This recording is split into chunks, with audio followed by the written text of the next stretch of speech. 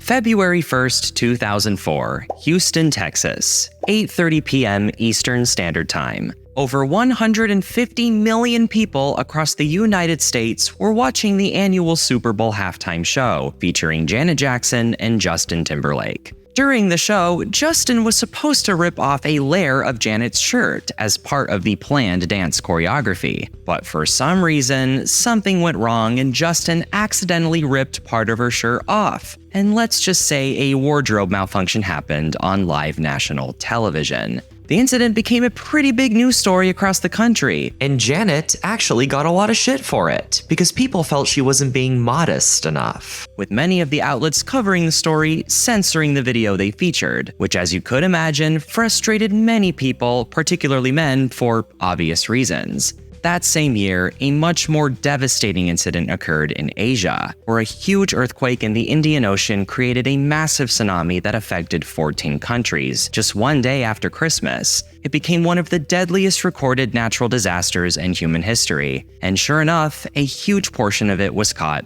on video. Although these incidents are unrelated, at the time, they shared one thing in common. It was really hard to come across videos of them, even on the internet. At around this time, 3 young men, Chad Hurley, Joed Karim, and Steve Chen, were working for a company known as PayPal. They were quite satisfied with their jobs. The 2002 acquisition of PayPal by eBay allowed the 3 employees to live quite comfortably. Hurley worked as a designer for the company, even creating the PayPal logo, and Karim and Chen both worked as software engineers. Needless to say, they were doing alright, but still, they recognized this big problem that was occurring online. Why was it so freaking hard to come across these videos? Now, in hindsight, this answer makes quite a lot of sense. Many online communities would not want to host explicit and violent content of this nature, especially since online bandwidth was quite limited at the time for a digital medium such as video. If they could use video, might as well use it for more suitable, friendlier content. Because of these factors, there really weren't a ton of videos you could find on the internet, especially in comparison to what we have today. So what was there to do? Well, the answer to that question would, allegedly, be found at a dinner party at Chen's San Francisco apartment in which Karim and Hurley also attended. I say allegedly because Karim said that no such dinner party ever occurred. In fact, none of the 3 founders could ever fully agree on what actually happened. But anyway, according to legend, at this dinner party, the 3 guys just started showing each other videos of their cats and thought to themselves, hey, these videos are pretty cool. How could we easily share this with all of our friends? I mean, do we really have to burn like 100 DVDs? The file is too big to attach to an email.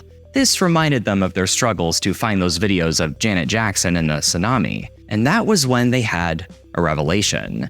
What if we created a website where people didn't have to search all around the internet for a specific video? Instead, they could just find everything in one place. The boys got to work on their new business venture, and a website called YouTube.com was born. Now, this is the story that the media often tells about how YouTube started, and while it certainly is true, it gets a lot more complicated and deeper than that. YouTube was by no means some superficial idea created on taco night. It was a rough, rigorous process filled with ingenious design, critical thinking, competition against both other companies and a technologically limited but growing online industry, legal battles, maybe even a little betrayal? Surely something that can't be covered in just one video. Absolutely not. And don't call me Shirley, which is why I would like to welcome you to a new series. This is YouTube History. Firstly, YouTube was not the first video sharing site. Not even close. Sites like Share Your World, MetaCafe, Pandora TV, Stupid Videos, and even Vimeo all predate YouTube. So what was so special about YouTube? Well, all these sites had the same problem, and this problem was the reason it was still so hard to find videos online at the time: technological limitation. Now, this was due to many factors, such as bandwidth, upload quotas, and compatibility issues. In the early 2000s, the internet really wasn't that strong. This was a time where people still thought 50 kilobytes per second was fast, and where many were even still using dial-up. The idea of a website that hosted all kinds of videos was just too ambitious and therefore very selective as to what kind of content could be added on there. And even if you did have the computing power and internet speed to upload such a video, the files could only be a certain size. You could only upload a certain amount of videos. And most importantly, it had to be the right kind of video. Oh, your video is an AVI file? Well, we only take MPEG. Too bad, so sad. Running a website costs money and resources, especially hosting big files like video. Not to mention that the operating systems of the time were not spectacular with video streaming performance. So yes, video sharing sites did exist, but they were just very complicated and annoying, and that was why it was still so hard to come across videos. And these were all issues that were more or less addressed at this dinner party. The three were already working on a video-oriented website, just under a different vision. Tune in, hook up. That's right, YouTube was a dating website. This would explain the drop-down menu featured on the first design for the site, but there is some discrepancy as to whether this was the slogan or even the original name of the website. But regardless, it took great inspiration from an already popular dating site called Hot or Not, where users could upload photos of themselves and you would rate, MySpace style, how hot they were. It was basically this, but with video. You couldn't search these videos, they would show up at random, and it was just people briefly talking about themselves. The idea didn't catch on because it was just Hot or Not, except it required more work and computing power. Didn't really make sense. The founders got so desperate they even tried paying cam girls on Craigslist $20 to put their own videos on the platform, just to get the ball rolling. But even with these undesirable results, there was one unknowingly genius thing about the site. This was user-generated content being uploaded to the site in video form. Perhaps this is where the Janet Jackson video could find its new home. The three boys realized what kind of advantage they had, and the domain name YouTube.com was registered on Valentine's Day of 2005. They were so excited about the idea, they were willing to put their jobs on the line. They certainly wouldn't be the first ones to do this. In fact, a term was coined for a whole group of people who left PayPal to start their own successful businesses, called the PayPal Mafia. The founders' roles in putting together the website reflected their positions at PayPal. Hurley would focus on the design aspects of the site, such as how the website would look, and even create the company's logo. And Kareem and Chen focused on the code and getting the thing to actually work properly. The technical details of how the site was coded and put together will be its own separate video, but it was created just after a couple of months. And then, on April 25th, 2005, the website officially entered public beta, when Kareem uploaded the very first ever video to the site, called Me at the Zoo, which he filmed at the San Diego Zoo. And instead of advertising it as a dating site, they would focus on a new angle, which would be integral to the site's success. It's Flickr for video. This would be the phrase thrown around in everyday conversation when people were being introduced to YouTube. On Flickr, you could upload any images you want, and the site would host them for anyone to see. Now that YouTube had this exact approach, but with video, it didn't limit what users could post there. There was something very special about YouTube that allowed it to blow its predecessors out of the water. It took advantage of a very fast-growing and popular technology called Adobe Flash Player. As long as you had this installed on your computer, not only could you view the video online without having to download it, you could upload whatever videos you wanted to the platform. The file type did not matter. This was a huge deal at the time, because now you could upload videos to the internet, well, without being a computer whiz. Flyers were put up around Stanford University. In fact, some of the earliest videos on YouTube would be from Stanford students, and even word of mouth got people to know about this new website. And before they knew it, YouTube now had their own headquarters, an office above a pizzeria in San Mateo, California, and the website grew rapidly. It snowballed.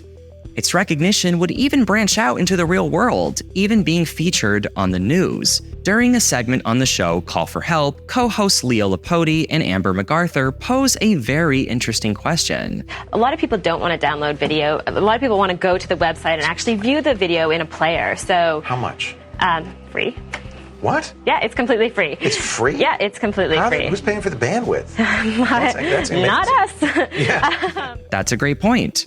Who is paying for it? How on earth were three guys hosting thousands and thousands of clips with pretty much no problems, and for free? Well, according to Hurley, YouTube at the time was using a hosting service called Server Beach, and they apparently had some special deal where they were giving websites unlimited bandwidth at an affordable price. and so they greatly took advantage of this. But of course, not even unlimited is unlimited. And as the site got bigger, they would need to find a more reliable approach eventually. These three did something quite brilliant to combat this, and although the practice wasn't uncommon at the time, it was the method that stood out: the use of venture capitalists. Keep in mind, these three were living comfortably from PayPal, so at the very beginning, being able to fund the storage costs for a site like YouTube out of pocket really isn't that unusual. But as YouTube began to grow rapidly, way beyond what they expected within just the first 6 months or so, bandwidth demand would grow to sky-high rates. So the only way to get more money is to ask for it. But rather than asking customers to pay for it through premium subscriptions, they sought out private equity funding from Sequoia Capital in November of 2005, roughly $3.5 million, which was just enough to keep them afloat until another company would enter the picture. But let's not get ahead of ourselves. So it was the vision, the website's genius use of Adobe Flash, the funding from venture capitalists, and the fact that it was free that made YouTube destroy the other competition of the time. But there was one other thing, arguably the most important, that's pretty much overlooked: timing. While I am not the biggest believer in luck, I do believe in perfect storms of circumstances where the outcome can become something favorable based on how the subject behaves. In Malcolm Gladwell's Outliers, he makes a very interesting point regarding the success of big tech billionaires. What do Steve Jobs, Bill Gates, Eric Schmidt, and Andy Bechtolsheim all have in common? They were all born in 1955, just a couple months apart from each other. This might seem like a mundane point, but consider the fact that all of them would have been 20 years old by 1975, meaning they would all be young, healthy, ambitious adults with their whole lives ahead of them that are finally on their own, just as the personal computer era is starting. Gladwell argues that if Steve Jobs had been born just a year later, he likely wouldn't have founded Apple.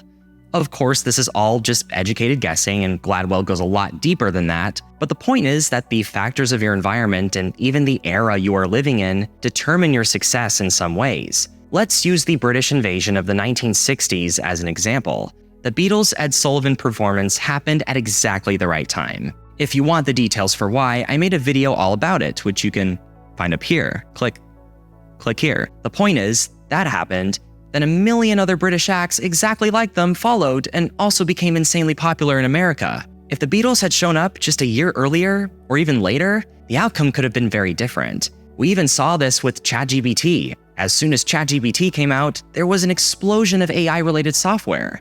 The year 2005 was arguably the perfect time to start a video sharing website. It was the creek that divided the internet's archaic 90s infrastructure and the new, innovative social media age that we've come to recognize today. And YouTube was the bridge. Some things are just meant to happen all at the same time, and the one who is the most brilliant at convincing people that they are the best prevails. And because of YouTube's incredible features and methods of getting funding and being free, it rose to the top drastically.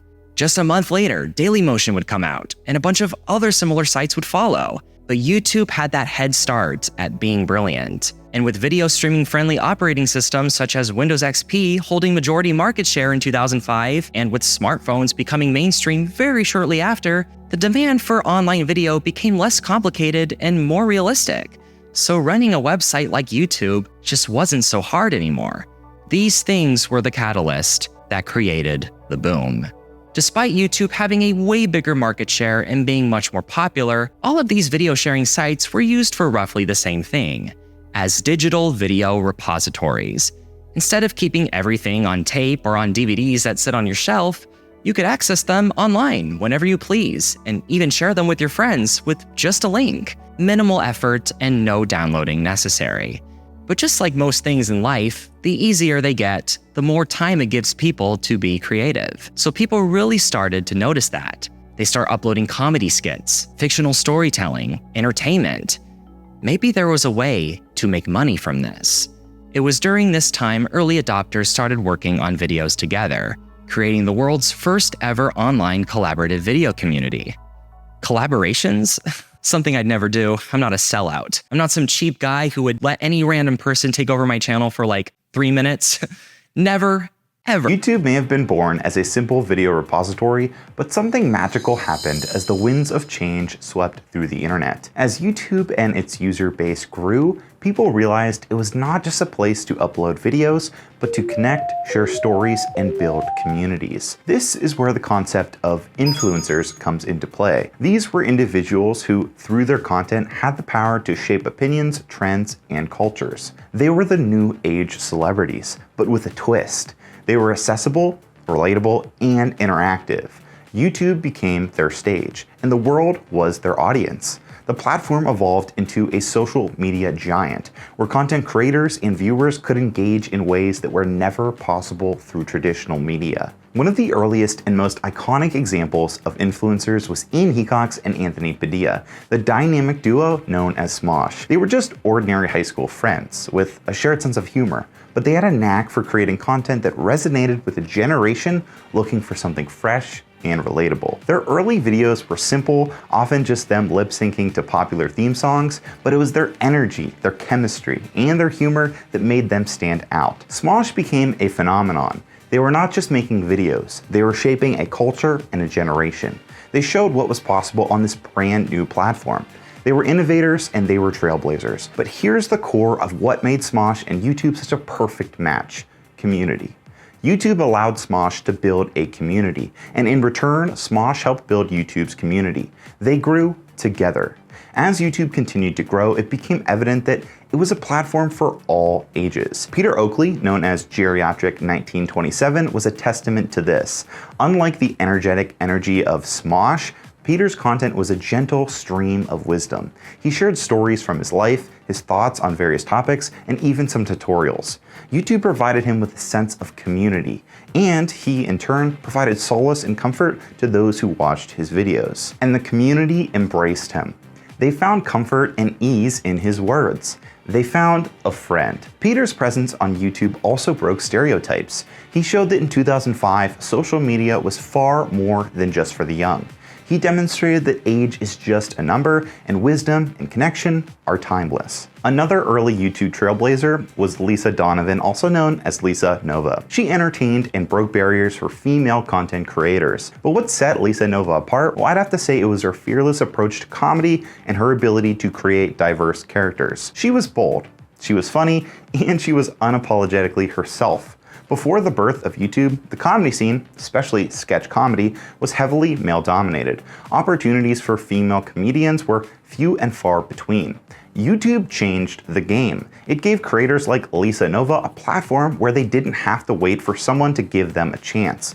They could take the chance on themselves. Lisa Nova seized this opportunity. Her channel grew rapidly, and she became one of the first female content creators to gain significant popularity on YouTube. Of course, these are just a few of the content creators that shaped the YouTube scene during its earliest days. There are countless others. And as YouTube grew, so did the amount of its influencers and content creators. From a simple video repository to a social media giant, YouTube became a platform for connection, entertainment, innovation, and community building. And just like that, Hollywood was now online, and it all happened before YouTube even left beta, as it would officially go public as a corporation on December 15th, 2005. And YouTube recognized this very much. If this was the direction the site was going in, then it had to take on more personality than being just a video repository. And this would be reflected in design changes, such as changing the YouTube profile layout. They were no longer profiles, they were channels, ditching the ugly online archive look and adopting the highly customizable CSS channel layout, very akin to MySpace pages. You could even add filmmaker roles to it. Your entire personality on one page. And other outside forces were really starting to see the potential of this new website. And so a new company would enter the picture, a sort of acquisition, as you would call it. But I'm afraid we're gonna have to stop there for now. But the fact remains, right now, I can put food on the table, quite literally, because of Janet Jackson's boobs. there are some things that shouldn't be said out loud. So that was YouTube history. I really hope you all liked it. My friend Zach is going to help me with a ton of these. Please go check out his channel, especially if you are into YouTube culture related content. His videos are fantastic. I know I don't really talk to you, I'm usually talking at you, but I'm really excited about this series. The plan is to do this weekly. We'll see where that goes. I'm really working on it. I'm going to do the best I can to upload these chronologically, so from like 2005 onwards. I may not always do that though, in case I like forget a story and want to go back, but I will do the best I can to make the playlist chronological. So if you really want to watch like the ultimate YouTube history experience, watch it in order from the playlist that I have on the channel. You'll find it on the channel somewhere. But just stay tuned. Some of the stories I'll be covering for this series are just insane. Some of them even anecdotal. Like that time I may or may not have almost taken YouTube down accidentally, like over a decade ago. We'll get there, but we've still got a ways to go. Anyway, I'm really looking forward to where the series goes, and I will see you all soon. Thank you so much for watching. If you enjoyed this video, please subscribe and click the notification bell so that you never miss a future video.